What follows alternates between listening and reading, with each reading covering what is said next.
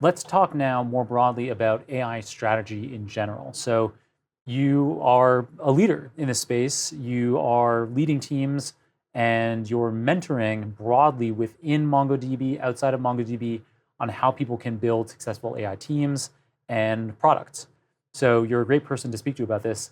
How can one build an effective AI strategy in such a competitive environment where there's so many people that are trying to build something similar? Yeah, that's a good question. And it's one that I had to think a lot about in a short amount of time, by the way, as in AI moves very quickly. And I'm sure there's a bunch of AI leaders and enterprise AI leaders that are having sleepless nights just trying to keep up with coming up with an AI strategy and showing return on investment on AI initiatives. The year is also the year of show me the money within AI. But AI strategy within the space is very difficult. But one thing that I've seen that's worked is laying the groundwork of your strategy in pillars and objective truths.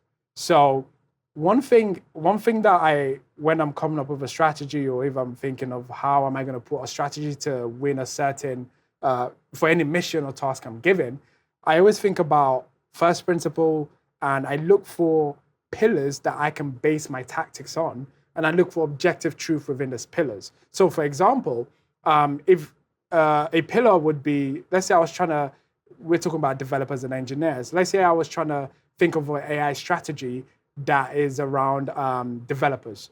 What I would do is look at what pillars are around that developer persona, right? So one thing we know is developers live on GitHub. So GitHub would be a pillar. Then I'll think to myself, what are the objective truths of GitHub, right? So what do developers actually do on GitHub? What is something within GitHub that would never change? And if it does change, then that means it's a massive platform shift. So those are the way I think about things. I look at a persona, I look at other attributes, I try to form the pillars, try to form objective truth within a pillar, try to form some convictions and assumptions that I'm making, and I try to form some tactics from all of this information.